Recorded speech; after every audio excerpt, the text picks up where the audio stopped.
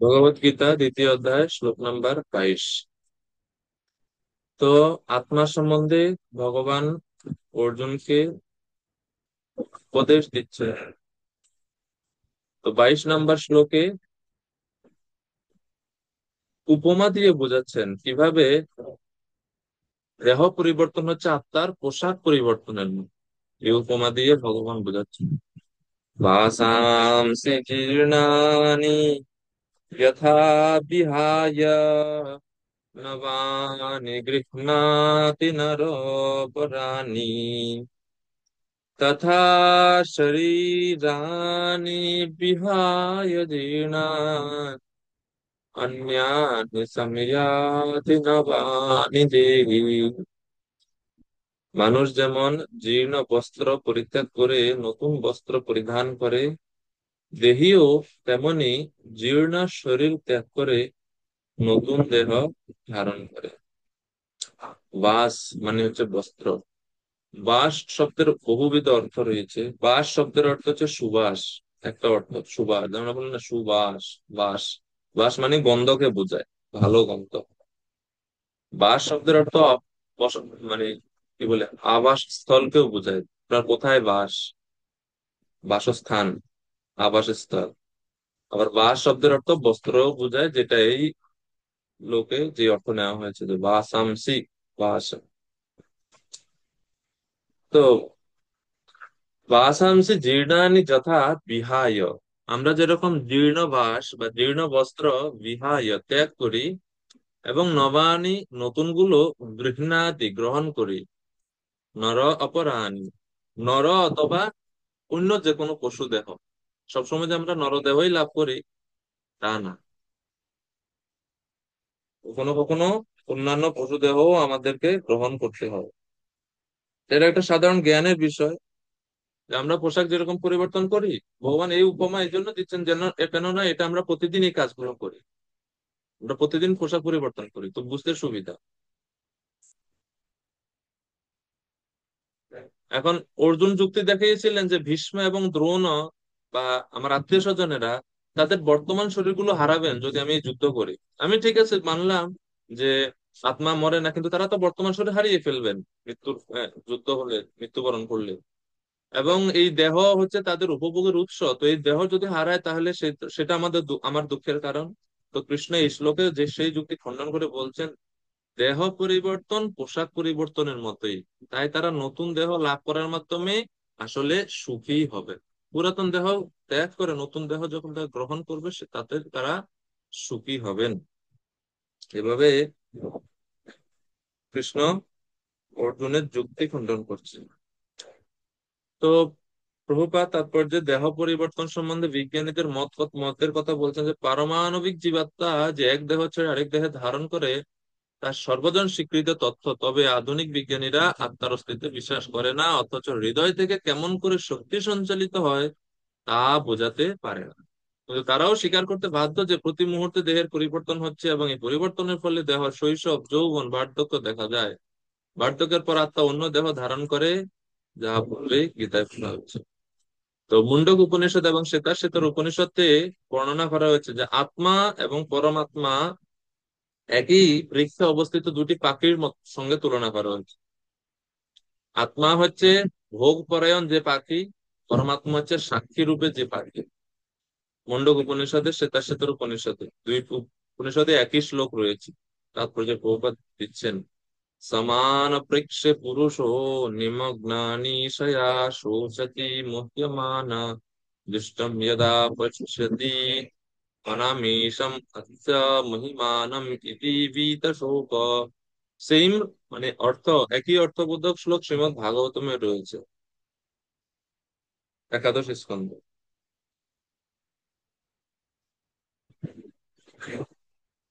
তো এইভাবে ভগবান অর্জুনকে বোঝানোর চেষ্টা করছেন যে অর্জুন,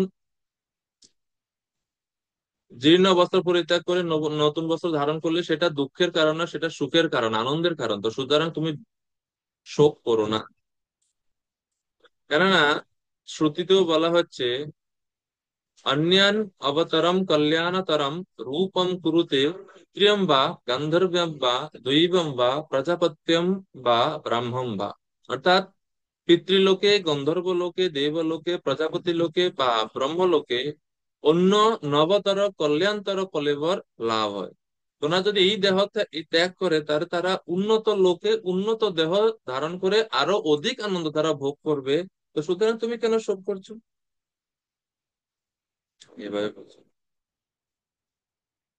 বস্ত্রের দৃষ্টান্ত এই জন্য ভগবান দিচ্ছেন, এটা সুখের কারণ। দেহ পরিবর্তন করা দুঃখের কারণ নয় অর্জুন।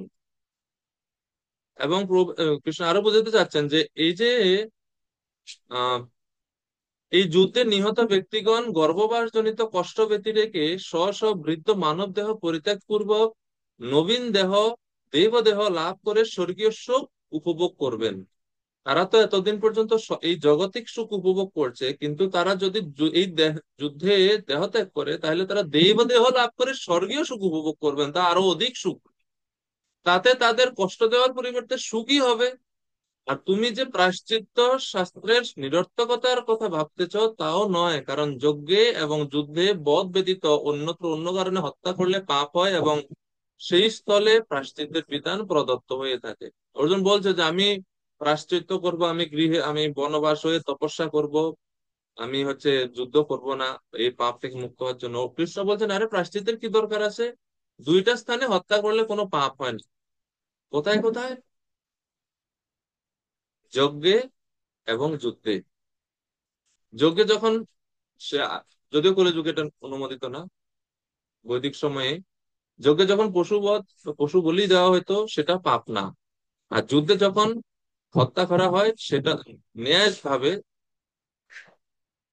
তখন সেটা পাপ না। এই দুইটা স্থলে পাপ হয় না, যজ্ঞে এবং যুদ্ধে, কৃষ্ণ বলছেন। তো তাহলে তো অর্জুন, তুমি যে প্রায়শ্চিত্তের কথা চিন্তা করছো, প্রায়শ্চিত্ত কেন করবে? প্রায়শ্চিত্ত জিনিসটা কি? পাপ ক্ষয় মাত্র সাধন কর্মের নামই হচ্ছে প্রায়শ্চিত্ত, মানে যেটাতে পাপ ক্ষয় হবে, জাস্ট ওটাকে প্রায়শ্চিত্ত বলে। প্রায়শ্চিত্তের ফলে পাপ বাসনা নষ্ট হয় না, পাপ বাসনা নষ্ট হয় না, শুধুমাত্র পাপ কর্ম ফলটাই নষ্ট হয়ে থাকে। পাপ বাসনা একই রকম থেকে যায় পূর্বের ন্যায়। হারিত নামক আহ মহাজন, ধর্মী তত্ত্বজ্ঞাতা হারিত, হারিত শাস্ত্র রয়েছে হারিত, তিনি বলছেন যে পাপ কর্তার শুদ্ধির নিমিত্তে সঞ্চিত পাপ সমূহ নাশ করে বলেই করে বলেই এটার নাম হচ্ছে প্রায়শ্চিত্ত। মহর্ষি অঙ্গিরাও বলেন যে পাপ ক্ষয়ের অমোঘ সাধনের নাম হচ্ছে প্রায়শ্চিত্ত। বিভিন্ন ঋষিরা এইভাবে প্রায়শ্চিত্তের সংজ্ঞা দিচ্ছে।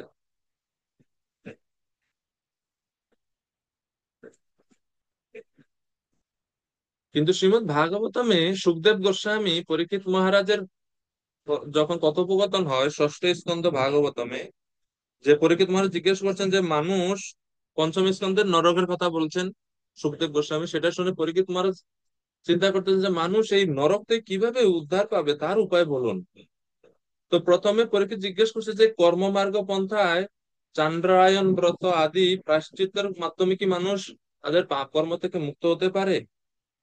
তো প্রায়শ্চিত্তের বিধান যখন এভাবে বলছেন, পরীক্ষিত মহারাজ ভাবছে যে এটা তো হতে পারে না, কেননা তিনি নিজে আবার বলছেন যে প্রায়শ্চিত্ত হচ্ছে হস্তি স্নানের ন্যায়, মন্যে কুঞ্জর শৌচবৎ। মানুষ হাতি যেরকম স্নান করে পাড়ে উঠে আবার সারা গায়ে ধুলা ছিটাই দেয়, তো স্নান করে কি লাভ হইলো? একই রকম ভাবে মানুষ প্রায়শ্চিত্ত করে পাপ থেকে মুক্ত হয়, এরপরে প্রায়শ্চিত্ত করে এসে আবার একই রকম পাপ কাজে যুক্ত হয়, তাহলে প্রায়শ্চিত্ত করে কি লাভ? তো বলছে এই প্রায়শ্চিত্ত পন্থা প্রকৃতপক্ষে ভালো পন্থা না, সবচেয়ে সুন্দর পন্থা ভক্তিযোগে যুক্ত হওয়া। কেচিৎ কেবলয়া ভক্ত্যা বাসুদেব পরায়ণাঃ অগম ধুন্নন্তি কৃষ্ণেন নিহারম ইব ভাস্কর। ষষ্ঠ স্কন্ধে প্রথম অধ্যায়ে 15 নম্বর শ্লোক সুখদেব গোস্বামী বলছেন পরীক্ষিতকে যে যারা সম্পূর্ণরূপে শুদ্ধ কৃষ্ণ ভক্তি পন্থা অবলম্বন করেছেন, তারাই কেবল পাপ কর্মরূপ আগাছাকে সমূলে উৎপাটিত করতে পারে। অন্যান্য প্রায়শ্চিত্ত শুধু পাপ কর্মকে নষ্ট করবে, পাপ কর্মরূপ আগাছার বা যে হৃদয়ে যে মূল বাসনা বা মূল যে রুট কজ, এটাকে ধ্বংস করতে পারে না। এবং সেই আগাছাগুলো পুনরায় উদ্গমের আর কোনো আশঙ্কা থাকে না। ভগবত ভক্তি অনুশীলনের ফলে কেবল তা সম্ভব হয়, ঠিক যেমন সূর্য তার কিরণ দ্বারা অচিরেই কুয়াশা দূর করে দেয়। এছাড়া পদ্মপুরাণ আমরা পাই যে ভগবানের ভক্তির অনুশীলনের ফলে সমস্ত প্রকার পাপ কর্মফল নষ্ট হয়। অপ্রারব্ধ ফলম পাপম কূটম বীজম ফলোন্মুখম ক্রমেণৈব প্রলীয়তে বিষ্ণু ভক্তি রথাৎ। ব্রহ্ম সংহিতায় ব্রহ্মাজি একই সিদ্ধান্ত দিচ্ছেন, কর্মাণি নির্দহতি কিন্তু চ ভক্তি ভাজাম। এই সবগুলো শ্লোকের দ্বারা এটাই বুঝতে পারি আমরা যে আলাদা করে প্রায়শ্চিত্ত বা পাপ হবে সেই জন্য আলাদা প্রায়শ্চিত্ত করতে হবে কোনো দরকার নাই। অর্জুনকে কৃষ্ণ বলছেন, তুমি ভক্ত আমার আদেশ পালন করার মাধ্যমেই তা সব সব পাপ থেকে তুমি মুক্ত হবে। কৃষ্ণ গীতার শেষ দিকে কথাও দিয়েছেন অর্জুনকে, সর্বধর্মান পরিত্যাজ্য মামেকম শরণম ব্রজ অহম ত্বাম সর্ব পাপেভ্যো মোক্ষয়িষ্যামি মা শুচঃ। কৃষ্ণ বলছেন। এখন 23, 24, 25 এই তিনটি শ্লোকে আত্মার চিন্ময় গুণাবলীর সম্বন্ধে বলছেন। আত্মার কি কি চিন্ময় গুণাবলী রয়েছে। শ্লোক নাম্বার 23, তো আত্মার স্বরূপ বা বৈশিষ্ট্য সম্বন্ধে এই শ্লোকগুলোতে বলা হচ্ছে, নৈনাম ছিন্দন্তি শস্ত্রাণি নৈনাম দহতি পাবকঃ না চৈনম ক্লেদয়ন্ত্যাপো না শোষয়তি মারুতঃ। সুমুখ প্রভু অনুবাদ করুন কৃপা করে।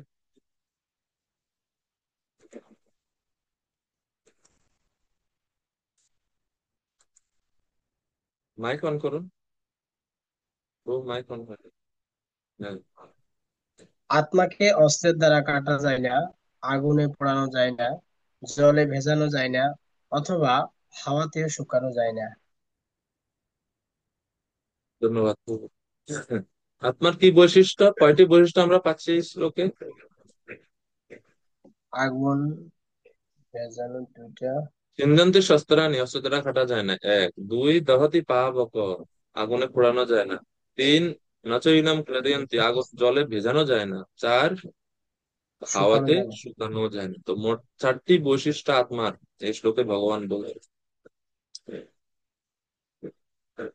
কোন অস্ত্র আত্মাকে প্রভাবিত করতে পারে না।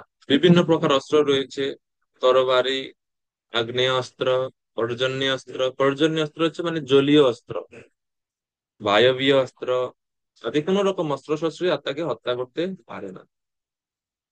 তো প্রভুপাদ বলছেন, বৈদিক সময়ে মহাভারতের যুগে বিভিন্ন জলীয় অস্ত্রেরও ব্যবহার হতো। পারমাণবিক অস্ত্র, আগ্নেয়াস্ত্র ইত্যাদি সব অস্ত্র সমূহ ব্যবহার করতো ক্ষত্রিয় রাজত্বের সময় তাদের মন্ত্র শক্তির মাধ্যমে। কৃষ্ণ অস্ত্রের কথা অস্ত্রের কথা দিয়ে অর্জুনকে বুঝাচ্ছেন এই কারণে, কেননা ক্ষত্রিয় তো অস্ত্র সম্বন্ধে ভালো বুঝে। অস্ত্রের দ্বারা যদি উদাহরণ দেয় তাহলে বুঝতে মানে সহজে বুঝতে পারবেন। এই জন্য ভগবান অস্ত্রের কথা বলছে যে অস্ত্র দ্বারা কাটা যায় না, ছেঁড়া যায় না, পোড়ানো যায় না। তো অর্জুনের মনে যদি সন্দেহ আসে যে অস্ত্র আদি দ্বারা যুদ্ধে দেহ নাশ যখন হবে তখন দেহের মধ্যে অবস্থিত জীবাত্মা কেন নাশ হবে না, কারণ গৃহ অগ্নিদগ্ধ হলে গৃহের মধ্যে অবস্থিত ব্যক্তি এবং যা কিছু আছে সবকিছু দগ্ধ হয়। তাইলে তো ব্যক্তি ব্যক্তির দেহ যদি হচ্ছে আঘাত প্রায় অস্ত্র দ্বারা আগুনের দ্বারা পোড়া যায়, তাহলে জীবাত্মা যেটা দেহের মধ্যে থাকে সেটা কেন নাশ হবে না। এই জন্য এই সংখ্যা দূর করার জন্য কৃষ্ণ এই শ্লোকে বললেন যে কোন প্রকার অস্ত্র, অগ্নি, জল এবং বায়ু দ্বারা আত্মার কোনো কিছুই হয় না, কোনো ব্যথা কষ্ট বিন্দু মাত্র দিতে পারে না। অ্যাকচুয়ালি আত্মা কিচ্ছুই অনুভব করে না। সুখ দুঃখ আমরা যে অনুভব করছি সেটা হচ্ছে আমাদের পতদশার কারণে। আত্মার সুখ দুঃখ এগুলো কিছু অনুভব সে কষ্ট, সুখ দুঃখ আত্মা পায় না, এগুলো পায় দেহ।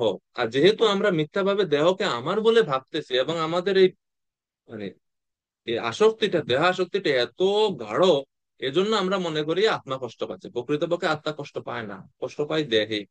এবং আমাদের এই মিথ্যা আসক্তির ফলে দেহের প্রতি আমরা তখন মনে করি আত্মা কষ্ট পাচ্ছে। প্রকৃতপক্ষে আত্মা সমস্ত কষ্ট, দুঃখ এগুলো কিছু আত্মাকে স্পর্শ করতে পারে না। কেন? কারণ হচ্ছে আত্মা ভগবানের অংশ। তো যদি আমরা বলি যে আত্মা কষ্ট পায়, তাহলে বলতে হবে যে ভগবানও কষ্ট পায়। বুঝতে পারছেন আশা করি। কিন্তু ভগবান এ সমস্ত কষ্ট থেকে ঊর্ধ্বে। ভগবান কখনো কষ্ট পায় না। আম,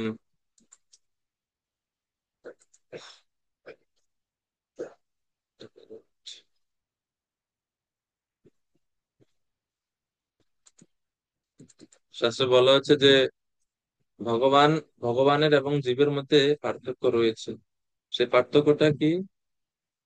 পার্থক্য হচ্ছে ভগবান 18 প্রকার দোষ থেকে মুক্ত, কিন্তু জীবাত্মা এই সমস্ত দোষে দোষী। মানে জীবাত্মা বলতে বদ্ধ অবস্থায় যখন আমরা থাকি তখন এই 18 প্রকার দোষ আমাদের মধ্যে দেখা যায়, কিন্তু ভগবানের মধ্যে থাকে না। অষ্টাদশ মহাদোষই রহিতা ভগবত্তম, ভগবানের শ্রী বিগ্রহ 18 প্রকার দোষ থেকে মুক্ত। সর্ব ঐশ্বর্যময়ী সত্যম, সত্য বিজ্ঞান আনন্দ রূপিণী। ভগবানের রূপ হচ্ছে ঐশ্বর্যপূর্ণ, সর্ব ঐশ্বর্য মানে ঐশ্বর্যপূর্ণ, সত্য, বিজ্ঞান, আনন্দ ঘন। কি কি অষ্টাদশ মহাদোষ কি? বিষ্ণু জামল গ্রন্থে বলা হচ্ছে মোহস্তন্দ্রা ভ্রম রুক্ষ রসতা কাম উল্বনঃ লোলতা মদমাৎসর্যৈ হিংসা খেদ পরিশ্রমৈ असत्यम क्रोध आकांक्षा आशंका विश्व विभ्रम विषमत्वम परापेक्षा दोषो अष्टादशोदिता। অর্থাৎ মোহ, তন্দ্রা, তন্দ্রা মানে হচ্ছে ঘুমিয়ে যাওয়া, মোহ, তন্দ্রা, ভ্রম, রুক্ষরসতা, দুঃখদায়ক লৌকিক কাম, লোলতা, লোলতা মানে হচ্ছে লোভ, মদ, মাৎসর্য, হিংসা, খেদ, পরিশ্রম, অসত্য, ক্রোধ, আকাঙ্ক্ষা, আশঙ্কা, বিশ্ববিভ্রম, বিষমত্ব ও পরাপেক্ষা। এই 18 প্রকার দোষ, মহাদোষ, এগুলো হচ্ছে মহাদোষ। এগুলো ভগবানের মধ্যে অনুপস্থিত, এগুলো ভগবানকে স্পর্শ করতে পারে। কিন্তু আবার আচার্য যখন বলছেন যে ভক্ত সম্বন্ধেন তে চ মহাদয় গুণত্বায় কল্পন্তে, অর্থাৎ এই 18 প্রকার দোষ যদিও ভগবানকে স্পর্শ করতে পারে না, কিন্তু যখন ভক্তদের সঙ্গে ভগবান থাকেন এবং ভক্তদের সঙ্গে লীলাবিলাস করেন ভগবান, তখন এই 18 প্রকার দোষ গুণে পরিণত হয়। এরকম বৃন্দাবনে অনেক লীলা রয়েছে, বা ভক্তদের সঙ্গে ভগবানের অনেক লীলা রয়েছে যেখানে ভগবানের 18 প্রকার দোষ বা এই যে 18টা গুণের কথা যেটা বললাম, দোষ হোক গুণ হোক, এগুলো ভগবান প্রদর্শন করছেন। ভগবান রাগ করছেন, প্রদর্শন করছেন, ক্রোধ প্রদর্শন করছেন। যখন মা যশোদা কৃষ্ণকে রেখে চলে গেছেন দুগ্ধ পাত্র নামানোর জন্য, ক্রোধ করে চলে গেছে, এই ক্রোধ করে সব হাঁড়ি পাতিল যা ছিল সব ভেঙে দিয়েছে। তো ক্রোধ আছে, কিন্তু সেটা ভগবানের ভক্তদের সঙ্গে যখন সম্বন্ধযুক্ত এবং লীলা করেন, তখন তিনি 18 প্রকার দোষ যখন প্রদর্শন করেন, সেটা দোষ না, সেটা গুণ। ভক্ত প্রেম সম্বন্ধে মোহ, তন্দ্র আদি দেখা গেলেও এটা দোষ হয় না, সেটা গুণ বলেই কীর্তিত হয়।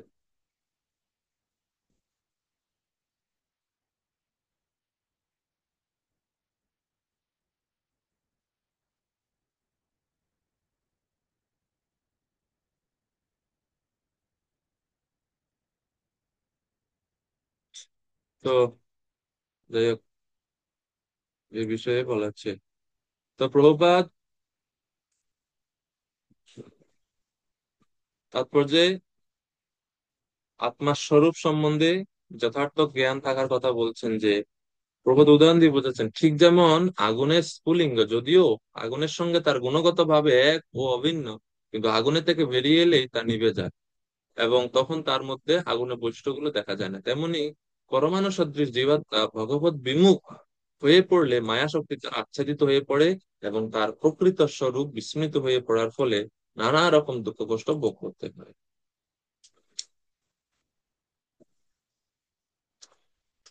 তো এই শ্লোকগুলোর মাধ্যমে মানে 23, 24 পড়বো, এখন 24, 25 সবগুলো পড়ার পরে আমরা কয়টা বৈশিষ্ট্য পেলাম একটু বলবো। 24 নম্বর শ্লোক, আরো বৈশিষ্ট্য বলা হচ্ছে আত্মা। अच्छेद्ययम् अदाज्ययम् अक्लेद्य शोष एव च नित्यः सर्वगतस्थाणुरचलोऽयं सनातन। চন্দন সূত্রধর পূর্ব। ধন্যবাদ, প্রণাম প্রভু। এই জি। আত্মা অচ্ছেদ্য, অদাহ, অক্লেদ্য ও অশস্য। আত্মা চিরস্থায়ী, সর্বব্যাপ্ত, অপরিবর্তনীয়, অচল ও সনাতন।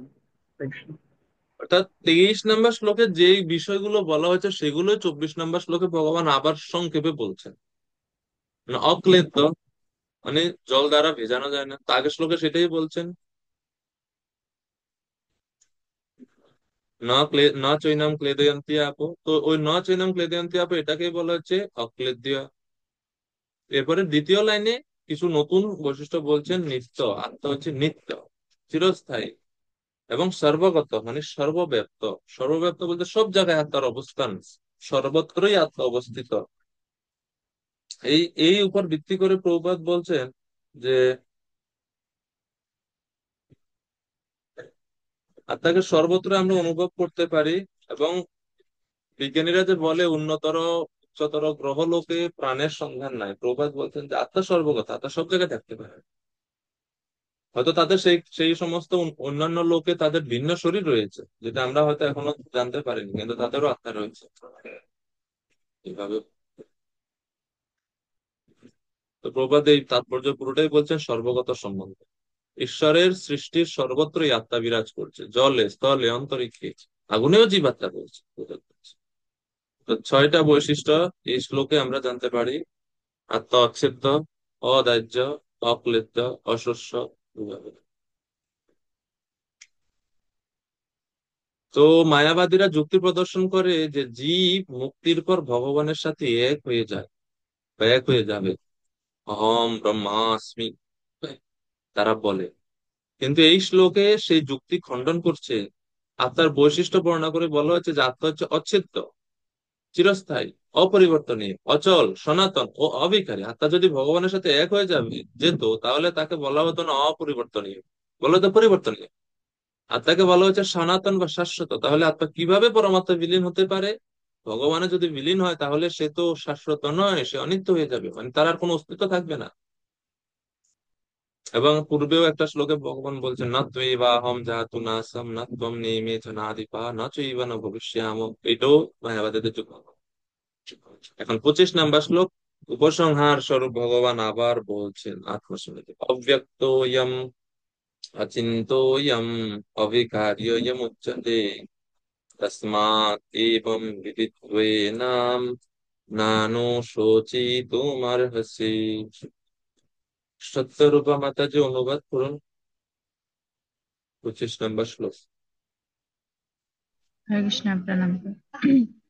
এই আত্মা অব্যক্ত, অচিন্ত, অবিকারী বলে শাস্ত্রে উক্ত হয়েছে। অতএব এই সনাতন স্বরূপ অবগত হয়ে দেহের জন্য তোমার সুখ করা উচিত নয়। হরে কৃষ্ণ। ধন্যবাদ। তো এই জীবাত্মার বৈশিষ্ট্য সমূহ, তো এই 25 নম্বর শ্লোক পর্যন্ত ভগবান নিজের মত, নিজের সিদ্ধান্ত এতক্ষণ পর্যন্ত অর্জুনকে বোঝালেন। আত্মার আত্মা সম্বন্ধে ভগবানের কি মত সেই বিষয়ে ভগবান। আত্মা অব্যক্ত, আত্মাকে স্থূল রূপে দেখা যায় না, অনুভব করতে হয়। অচিন্ত, মন বুদ্ধি ইত্যাদি দিয়ে চিন্তা করে বোঝা যায় না আত্মার কার্যকলাপ, কিভাবে আত্মা কাজ করে, কিভাবে এক দেহ থেকে এক দেহে দেহান্তরিত হয়, বোঝা যায় না, এজন্য অচিন্ত। অবিকারী, বিকার রহিত। দেহ 6 প্রকার বিকার প্রাপ্ত হয়, আমাদের দেহ বিকারগ্রস্ত হয়, কিন্তু আত্মা কখনো বিকারগ্রস্ত হয় না। তো এই জন্য হে অর্জুন, ননু শোচিতুম অর্হসি তস্মাদেবং বিদিত্বেনম ননু শোচতে, সেজন্য তোমার শোক করা উচিত নয়। এখন 26 নম্বর শ্লোকে 26, 27 এগুলোতে কৃষ্ণ বিভিন্ন মতবাদের প্রেক্ষিতে, বিভিন্ন মতবাদের দৃষ্টিভঙ্গি থেকে দেহের জন্য যে শোক করা উচিত না সেই সম্বন্ধে বোঝাচ্ছেন। তখন পর্যন্ত নিজের নিজের মত বললেন ভগবান 25 পর্যন্ত, যে আত্মতত্ত্বের ভিত্তিতে দেহের জন্য শোক করা উচিত নয়। এখন অন্যান্য মতবাদ, যে অর্জুন তুমি যদি আমার মত না মান, অন্যদের মত গ্রহণ করো, যেমন বৌদ্ধ মতবাদ রয়েছে, তারপরে বৈজ্ঞানিক মতবাদ রয়েছে, তারপরে নৈয়ায়িক, তারপরে বৈদিক, লোকায়তিক, নাস্তিক দর্শন, যে কর্মবাদ, যাহা কিছু তুমি মানো, মানে যেই মতবাদই তুমি নাও, প্রত্যেক মতবাদই তুমি দেখবে যে আত্মার জন্য শোক করার কোনো কারণ থাকে না, আত্মার জন্য শোক করা উচিত না। ওই জন্য 26 থেকে 30, এখন এই 26 থেকে 30 নম্বর শ্লোকে ভগবান বলবেন যে জন্ম মৃত্যু হচ্ছে অপরিহার্য, সুতরাং আত্মার জন্য শোক না করে অপরিহার্য কর্তব্য সম্পাদন করা উচিত। কিছু জিনিস আছে যেগুলো ত্যাগ, মানে সেগুলো যে কিছু কষ্ট আছে যেগুলো দূর করা যায় না, এজন্য এটা এর মধ্যে এটা একটা। আত্মার জন্য শোক, দেহ ত্যাগ করতেই হবে, সেই শোক তোমাকে সহ্য করা ছাড়া উপায় নাই। সুতরাং তুমি প্রচেষ্টা করো নিজের কর্তব্য সম্পাদন করো, যেহেতু কর্তব্যটা হচ্ছে আমার আদেশ, তো সেটা, এই জন্য এর গুরুত্ব তোমার কাছে তুমি তোমার বেশি দেওয়া উচিত। তো এতক্ষণ পর্যন্ত ভগবান বেদানুগ সিদ্ধান্ত দিয়েছেন, এখন তিনি বেদ বিরুদ্ধ কিছু মতবাদের কথাও ভগবত গীতায় বলবেন। আত্মীয় স্বজন যে, এবং ওই মতবাদেরও উদ্দেশ্য একই, আত্মীয় স্বজনের বা দেহের জন্য শোক করা উচিত নয়। এমনকি যদি আত্মা বারবার জন্ম মৃত্যুও হয়, ভগবান এখন কিছু বেদ বিরুদ্ধ সিদ্ধান্তের দিয়েও অর্জুনকে বোঝানোর চেষ্টা করবেন যে কেন দেহের জন্য শোক করা উচিত নয়। তো বিভিন্ন মতবাদ কি, এগুলো আমরা একটু সংক্ষেপে জানি। 26 নম্বর শ্লোক পড়ি। তো 26 নম্বর অ্যাকচুয়ালি বুদ্ধ মতবাদ, বুদ্ধবাদ। বুদ্ধবাদের দ্বারা ভগবান অর্জুনের দুঃখ, শোক অপনোদন করার চেষ্টা করছে, সান্ত্বনা দেওয়ার চেষ্টা করছে। অথ চৈনম নিত্যজাতম নিত্যম বা মন্যসে মৃতাম তথাপি ত্বম মহাবাহো নৈনম শুচিতুম অর্হসি। হে মহাবাহো, আর যদি তুমি মনে করো যে তোমার বারবার জন্ম হবে, এটা কিন্তু বেদ বিরুদ্ধ সিদ্ধান্ত। তখন পর্যন্ত কৃষ্ণই বললেন যে আত্মার জন্ম মৃত্যু নাই, অবিকারী, নিত্য, অপরিবর্তনীয়। কিন্তু এখন বলছে তুমি যদি মনে করো, তো এর মানে তুমি যদি মনে করো মানে আমার মত না এটা। যদি তুমি ওই মতবাদে বিশ্বাসী হয়েও থাকো, বা ভবিষ্যতে অনেক মানুষ আসবে, অনেক মতবাদ সৃষ্টি হবে যারা এরকম বিশ্বাসে বিশ্বাসী হবে, তাদের জন্য কৃষ্ণ বলছেন তুমি যদি মনে করো আত্মা বারবার জন্ম হয় এবং মৃত্যু হয়, তাহলেও তো তোমার শোক করার কোনো কারণ নাই অর্জুন।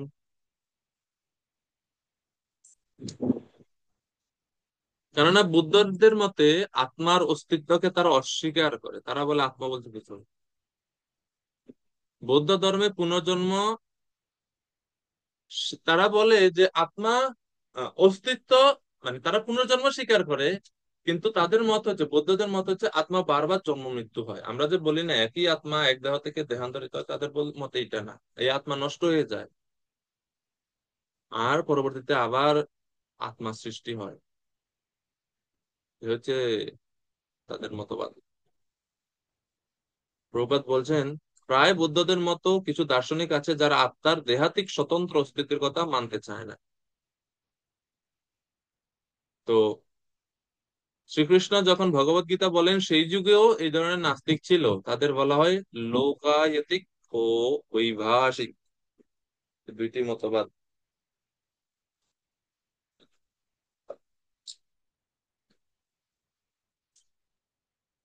তারা আত্মাকে বিশ্বাস করে না, তারা বলে জড় পদার্থের সমন্বয়ে প্রাণের উদ্ভব হয়েছে। তারা যুক্তি দেখায় যে জলের মধ্যে কোনো শুকনো খড়কুটা রেখে দিলে সেখান থেকে কিছুদিন পর পোকামাকড় সৃষ্টি হয়, তারা বলে এই পোকামাকড় আসছে খড় বা ওই জড় বস্তু থেকে, তারা এইভাবে বলে। তো তারা মনে করে জড় বস্তুর সমন্বয়ে আত্মা সৃষ্টি, আত্মা। কিন্তু প্রভুপাদ বলছে জীবন আসে জীবন থেকে, জড় থেকে জীবন আসে না। প্রভুপাদের একটা গ্রন্থের নামও আছে এটা, জীবন আসে, লাইফ কাম ফ্রম লাইফ, জীবন আসে জীবন থেকে।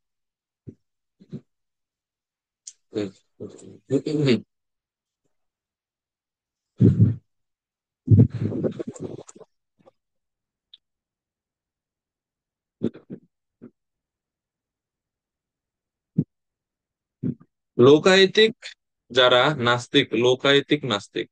তো ভগবান এখানে বৈদিক দর্শন সম্বন্ধে এতক্ষণ বললেন, এখন লোকায়তিক, তারপরে হচ্ছে বৈভাষিক, নৈয়ায়িক এবং বৌদ্ধবাদ ইত্যাদি মতবাদ সম্বন্ধে বলবেন। লোকায়তিক মানে হচ্ছে নাস্তিক্যবাদ, নাস্তিক্যবাদ মানে হচ্ছে চার্বাক দর্শন। লোকায়তিক, লোকায়তিক দর্শন কি বা চার্বাক দর্শন বা নাস্তিক্যবাদ কি? তারা বলে যে কোনো এক পর্যায়ে জড় উপাদান ও রাসায়নিক উপাদানে ক্রিয়া প্রতিক্রিয়ার ফলে প্রাণের লক্ষণ প্রকাশিত বা বিকশিত হয়। এই মত অনুযায়ী ঘটনাচক্রে জড় পদার্থ থেকে প্রতি মুহূর্তে অসংখ্য জীবের উদ্ভব হচ্ছে এবং প্রতি মুহূর্তে এরকম অসংখ্য জীব বিনাশপ্রাপ্ত হয়ে পুনরায় জড় পদার্থে পরিণত হচ্ছে। তার জন্য দুঃখ করার কোনো কারণ নেই। এই জন্য তারা, তো এই মতবাদ অনুযায়ী তারা দুঃখ করে না।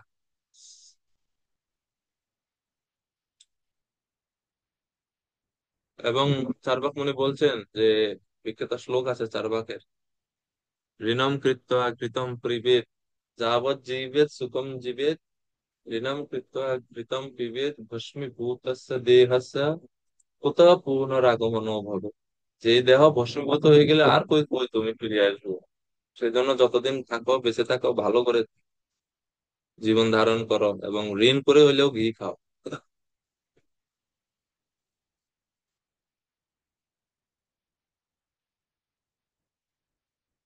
তো এই সমস্ত মতবাদ সম্বন্ধে, তারপরে প্রভুপাদ বৈভাষিক দর্শন সম্বন্ধে বলছেন। বৈভাষিক মানে হচ্ছে জড়বাদী দার্শনিক। দেহের সঙ্গে সঙ্গে তথাকথিত আত্মারও বিনাশ হয়, এটা তারা মনে করে। এই মতবাদের ফলে যেহেতু পুনর্জন্মের কোনো প্রশ্নই ওঠে না, তাই আত্মীয় স্বজনদের হত্যাজনিত পাপের ফল ভোগ করারও কোনো ভয় থাকবে না। তাই অর্জুন, শোক কেন করছো, শোক করো না। এভাবে বিভিন্ন দার্শনিক বা মতবাদ সম্বন্ধে প্রভু কৃষ্ণ এই শ্লোকগুলোতে উল্লেখ করছে। এরপরে 27 নম্বর শ্লোক, 27 নম্বর শ্লোকে কর্মবাদের কথা বলছেন ভগবান। তুমি যদি কর্মবাদের দৃষ্টিভঙ্গি থেকে বিচার করো, তাহলেও তোমার শোক করার কোনো কারণ নেই।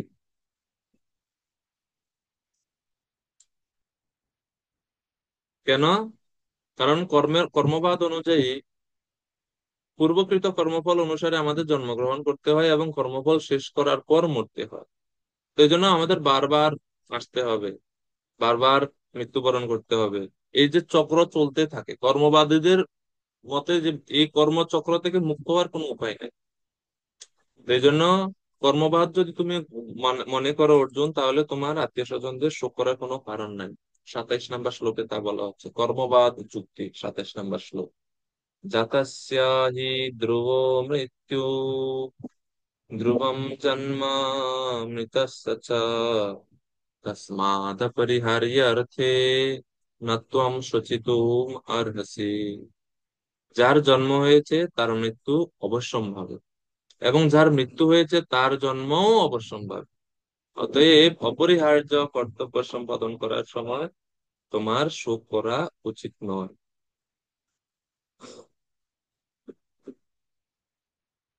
বৈদিক দৃষ্টিভঙ্গি থেকে এই শ্লোক পুরাপুরি ঠিক নেই।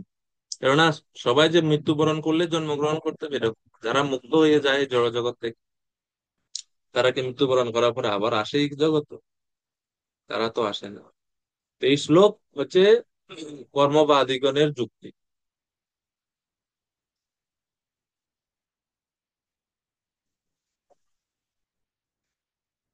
কর্মবাদ কর্মবাদীগণের এই যুক্তি যে আমি কর্ম করেছি, তার জন্য আবার আমাকে জন্মগ্রহণ করতে হবে, এরপরে কর্মফল শেষ, আমাকে আবার মৃত্যুবরণ করতে হবে, এইভাবে।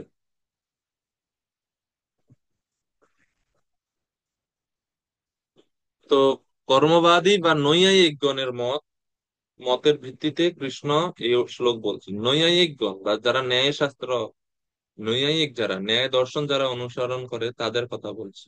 তার্কিক দর্শন বা ন্যায় দর্শন, তাদের কথা এই শ্লোকে বলছে। কারণ জন্মিলেই মরণ অবশ্যম্ভাবী। তাদের মতে, নৈয়ায়িকগণের বা তার্কিকদের মতে, জন্মগ্রহণ করলে তার মরণ অবশ্যই হবে, সেজন্য যার মৃত্যু হয়েছে তারও জন্ম অবশ্যই হবে। তো সেজন্য অর্জুন কেন শোক করছে? তো এরা যদি যুদ্ধে আত্মীয় স্বজনরা মৃত্যুবরণ করে, তাহলে এই নৈয়ায়িক বা তার্কিকদের মতে মত অনুযায়ী তারা আবার জন্ম হবে। আত্মার সাথে অপূর্ব দেহ ইন্দ্রিয়াদির সংযোগকে জন্ম বলা হয়। আর প্রাপ্ত দেহ ত্যাগেই মৃত্যু। ধর্ম ও অধর্মের নিমিত্তেই জন্ম ও মৃত্যু সংঘটিত হয়।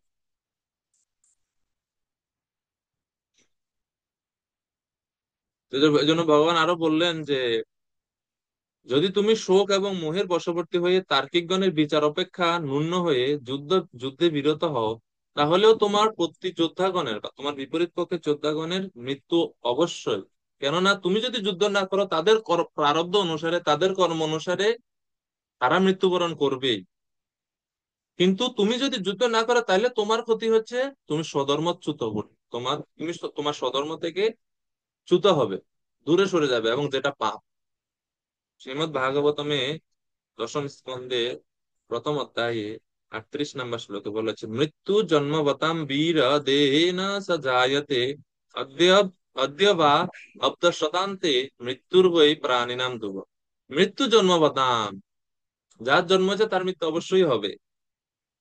যিনি দেহ ধারণ করেছে, দেহ ধারণের মুহূর্ত থেকে মৃত্যু শুরু। মৃত্যু এমন না যে একবার হবে। অর্জুনকে বোঝাচ্ছেন কৃষ্ণ, আচ্ছা তুমি ভাবছো যে মৃত্যু হয়ে যাবে, কিন্তু মৃত্যু তো প্রতিনিয়তই হচ্ছে। প্রলয় রয়েছে বিভিন্ন প্রকার, এর মধ্যে একটা আছে নিত্য প্রলয়। হ্যাঁ, যেটা দেখা যায় না। নিত্য প্রলয় কোনটা? আমাদের দেহের মধ্যে প্রতি মুহূর্তে আমাদের ক্ষয় প্রাপ্ত হচ্ছে। শরীর হাজার হাজার কোষ উৎপন্ন হচ্ছে, আবার হাজার হাজার কোষ ধ্বংস হচ্ছে, প্রলয় হচ্ছে না। এগুলো দেখা যায় না, পরিলক্ষিত হয় না। সেজন্য অর্জুন আহ, ভাগবত অনুযায়ী যে অদ্য বা, হয়তো সে আজকে মারা যাবে, অথবা অব্দ শতান্তে বা, অথবা 100 বছর পরে মৃত্যু বলে, কিন্তু মৃত্যুর বই প্রাণী নাম ধ্রুব। মৃত্যু অবশ্যই তাদের হবে। তো সেই জন্য তুমি একটু বিচার করো অর্জুন, তুমি যদি যুদ্ধ না করো, তুমি স্বধর্ম থেকে দূরে যাবে। আর তুমি যেই কারণে যুদ্ধ করবে না, যে আমার আত্মীয় স্বজনরা মারা যাবে, তারা কিন্তু মৃত্যু বরণ করবে, তুমি তাদের মৃত্যু প্রতিহত করতে পারবে না। সেজন্য তোমার যুদ্ধ করাটাই শ্রেয়। তো প্রভুপাদ বলছেন হিংসার প্রয়োজনীয়তা আছে। ক্ষত্রিয় যারা, তারা হিংসা আচরণ করতে হবে, না হলে সমাজের সুশৃঙ্খলতা বজায় রাখা যাবে না। এই জন্য প্রভুপাদ বলছেন যে,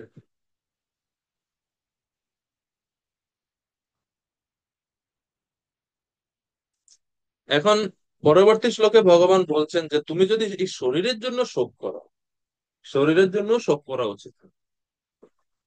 28 নম্বর শ্লোক, অব্যক্তাদীনি ভূতানি ব্যক্ত মধ্যানি ভারত অব্যক্ত নিধনান্যেব তত্র কা পরিদেবনা। দেবকীনন্দন প্রভু অনুবাদ করুন। হরে কৃষ্ণ প্রভু ধন্যবাদ। 28। হে ভারত, হে ভারত, সমস্ত সৃষ্ট জীব উৎপন্ন হওয়ার আগে অপ্রকাশিত ছিল, তাদের স্থিতিকালে প্রকাশিত থাকে এবং বিনাশের পরে আবার অপ্রকাশিত হয়ে যায়।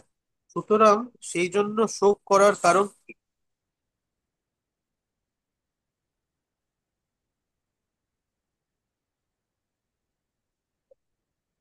সমস্ত সৃষ্ট জীব উৎপন্ন হওয়ার আগে, এখন আপনাদের কাছে প্রশ্ন, সৃষ্ট জীব উৎপন্ন মানে কি? জীবের উৎপত্তি হয়, সৃষ্টি হয়?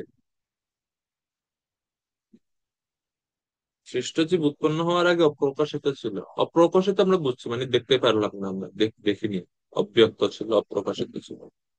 কিন্তু বলছে সমস্ত সৃষ্ট জীব উৎপন্ন হওয়ার আগে। সৃষ্ট জীব মানে জীবকে সৃষ্টি করা হয়েছে, কোনো ডেট আসেনি যে আর যে ডেটে জীবকে সৃষ্টি করা হয়েছে, বা এটা কেন, কি এর অর্থ কি?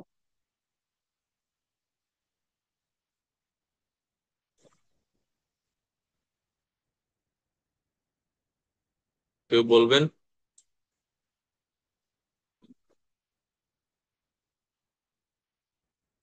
জীবকে তো সৃষ্টি করা হয়নি, নাকি চন্দন প্রভু?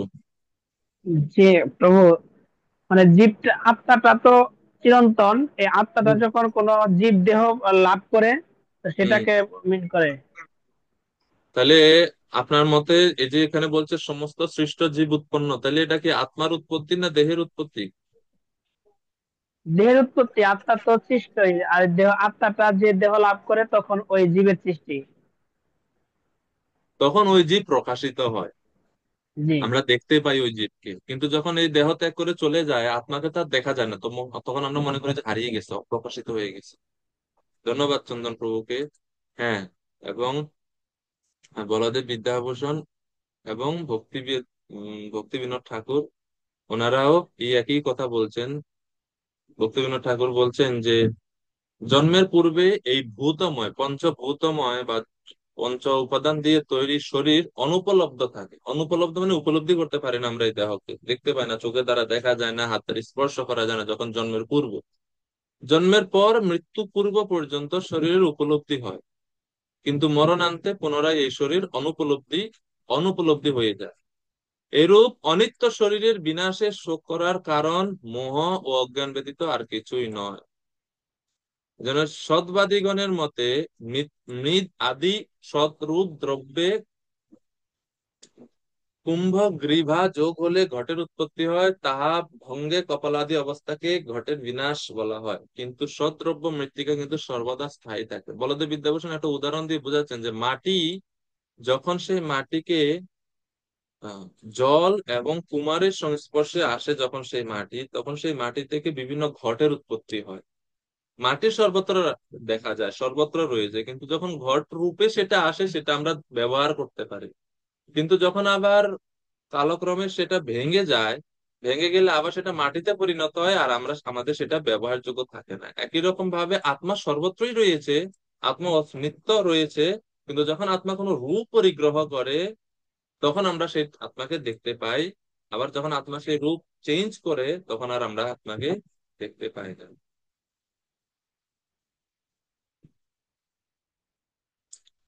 তো এইভাবে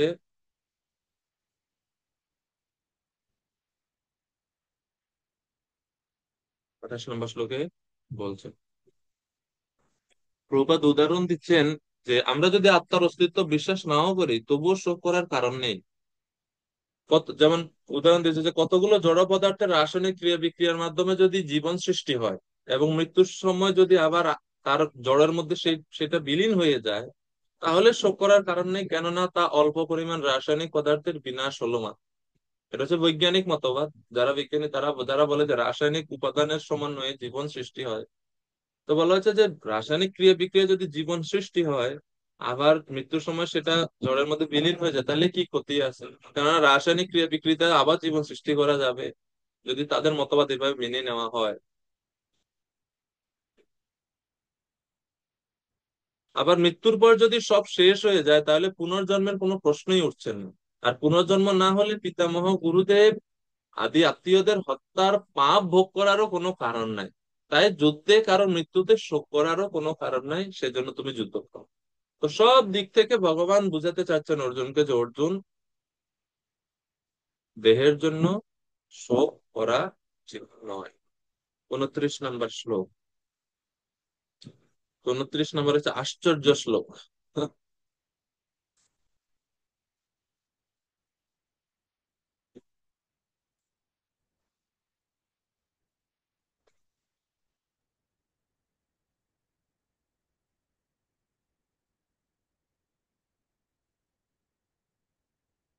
আহ, 28 নম্বর শ্লোকের ব্যাপারে মহাভারতে বর্ণনা রয়েছে যে মহাভারত একই কথা, মানে একই যুক্তি প্রদর্শন করে বলা হচ্ছে অদর্শনাৎ অদর্শনাৎ ইহ আয়াত পুনশ্চ অদর্শনম গত।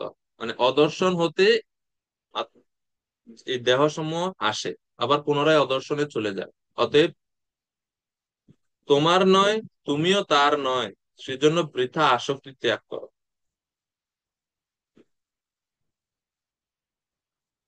চৈতন্য মহা চৈতন্য ভাগবতমে বর্ণনা রয়েছে যে কিভাবে শ্রীমন মহাপ্রভু শ্রীবাস পণ্ডিতের মৃত পুত্র মুখে বলিয়েছেন, মানে মৃত সেই যে পুত্র মারা গেছেন সেই পুত্রকে জীবিত করে সেই পুত্রের মুখ দিয়ে মহাপ্রভু সবাইকে আত্মতত্ত্ব জ্ঞান উপদেশ দিয়েছিলেন।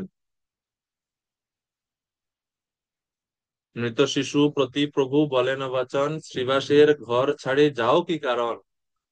মহাপ্রভু বলছেন যে তুমি কেন শ্রীবাসের গৃহ ছেড়ে চলে যাচ্ছ, কি কারণ, কেন যাচ্ছ?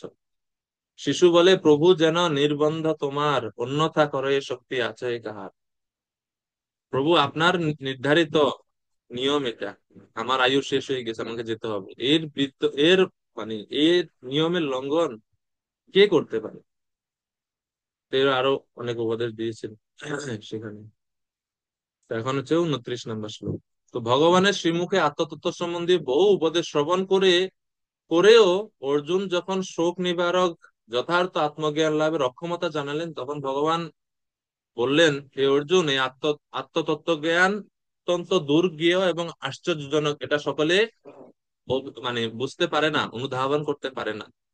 জীবাত্মার জীবাত্মা বিজ্ঞান ও আনন্দ স্বরূপ, কিন্তু পরমাণু স্বরূপে স্বরূপে বিভিন্ন দেহ সম্বন্ধ লাভ করে দৈহিক বিকার যুক্ত সে হয়ে যায় আপাতত কারণে। পরমাণু স্বরূপে যখন সে দেহের সাথে সম্বন্ধ হয়, সে মনে করে যে তার বিকার হয়েছে এইভাবে।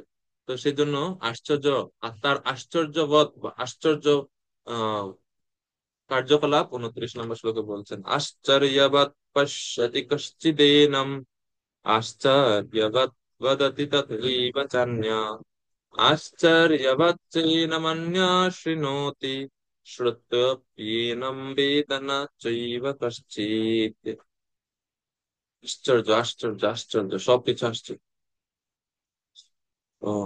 মুরলী মুকুন্দ প্রভু 29 নম্বর শ্লোকের অনুবাদ। হরে কৃষ্ণ প্রভু, দণ্ডবত প্রণাম। কেউ এই আত্মাকে আর্যপদ দর্শন করেন, কেউ আর্যপদ বলে বর্ণনা করেন, এবং কেউ আর্যপদ জ্ঞানে শ্রবণ করেন, আশ্চর্য, আর কেউ শুনেও তাকে আদৌ বুঝতে পারেন না। ধন্যবাদ প্রভুজি। এই হচ্ছে আত্মার বৈশিষ্ট্য, আশ্চর্যবোধ। প্রভুপাদ বল আশ্চর্য মানে হচ্ছে বিস্ময়কর। কেউ এটাকে বিস্ময়কর বলে দেয়, কিভাবে আত্মা এক দেহ থেকে আরেক দেহ, আশ্চর্য। কেউ আবার এটাকে বদতি বর্ণনা করে, কেউ আবার এটাকে শ্রবণ করে, যেটা কত আশ্চর্য, কত বিস্ময়কর এই আত্মতত্ত্ব জ্ঞান।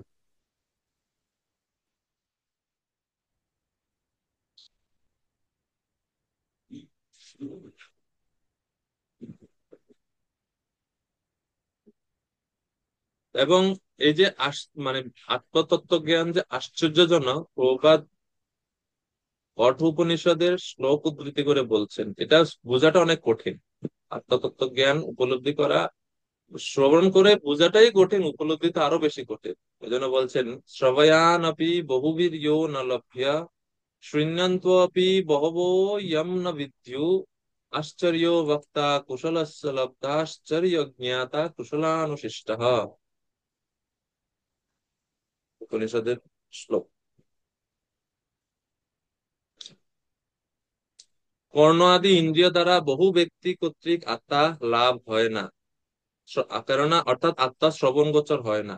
শুনেও অনেকে আত্মাকে জানতে পারে না। আত্মার কুশল বক্তা মানে যারা আত্মতত্ত্ব সম্বন্ধে ব্যাখ্যা করতে পারেন, এরকম কুশল বক্তা অত্যন্ত দুর্লভ। আবার বক্তা লাভ হলেও নিপুণ শ্রোতা বা শিষ্য অতিশয় দুর্লভ।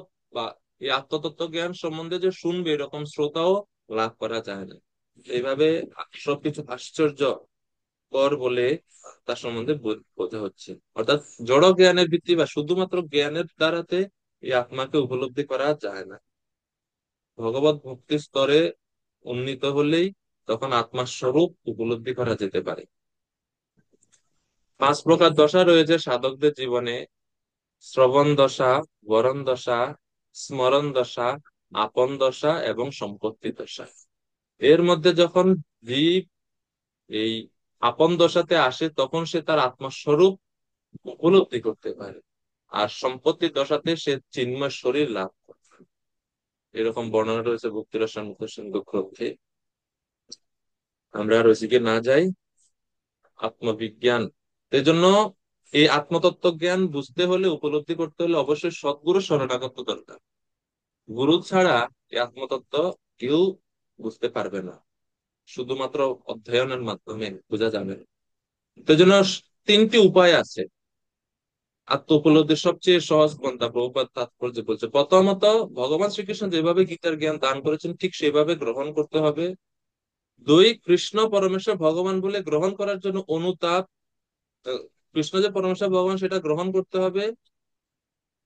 তিন, একমাত্র সম্ভাব্য পন্থা হচ্ছে ভগবত ভক্তদের অহৈতুকী কৃপা বা করুণা, অর্থাৎ গুরুদেবের কৃপা এবং করুণা, এই তিনটি পন্থা দ্বারাই আমরা আত্মতত্ত্ব উপলব্ধি করতে পারি। তো এইভাবে এখন 30 নম্বর শ্লোকের উপসংহার এই আত্মতত্ত্ব জ্ঞানের বলছে, আত্মা সর্বদাই অবিনশ্বর, তাই কোনো জীবের জন্য শোক করা উচিত না। দেহি নিত্যম অবধ্যোয়ম দেহে সর্বস্য ভারত তসমাৎ সর্বাণি ভূতানি ন ত্বম শোচিতুমর্হসি। হে ভারত, হে ভরত বংশীয় অর্জুন, প্রাণীদের দেহে অবস্থিত আত্মা সর্বদাই অবদ্ধ, অতএব কোন জীবের জন্য তোমার শোক করা উচিত নয়। উপসংহার রূপী শ্লোক। তো এই শ্লোক থেকে, শ্লোকের তাৎপর্য থেকে আমরা 4টা পয়েন্ট, যে জীবের পরিচয় কি, জীব হচ্ছে, আমরা হচ্ছে আত্মা, চিন্ময় আত্মা, অবিকারী চেতন সত্তা। আত্মা অমর, কিন্তু দেহ হচ্ছে নশ্বর, ক্ষণস্থায়ী। আবার একই সঙ্গে আত্মার অমরত্বের কথা বলে এখানে নির্বিচারে হিংসাত্মক আচরণ করার কথাও কৃষ্ণ বলেননি, সেই বিষয়ে উৎসাহ দেননি কৃষ্ণ। ন্যায়সঙ্গত যুদ্ধ বা হিংসা অনুমোদনযোগ্য, খামখেয়ালি বসে নয়, ভগবানের নির্দেশ অনুসারে যথার্থতা যাচাই পূর্বক যুদ্ধ বা হিংসার পথ গ্রহণ করতে হবে, অন্যথায় নয়। এবং যেহেতু এখানে অর্জুন ক্ষত্রিয়, সেজন্য কৃষ্ণ অর্জুনকে বলছেন যে তুমি যুদ্ধ করো, তো এটা তোমার সদ্ধর্ম। আবার আত্মার বিজ্ঞান বলছে আত্মার দেহের বিনাশ অপরিহার্য, কিন্তু আত্মা কখনো বিনাশ হয় না, ইত্যাদি ইত্যাদি। তো এইভাবে ভগবান অর্জুনের দেওয়া প্রথম যুক্তি, করুণা, দেহের প্রতি করুণা, সেই যুক্তি খণ্ডন করলেন 30 নম্বর শ্লোক পর্যন্ত। এখন 31-32 এই দুটি শ্লোকে দ্বিতীয় যুক্তি খণ্ডন করবেন। তা আমরা এটা দেখবো সামনে ক্লাস।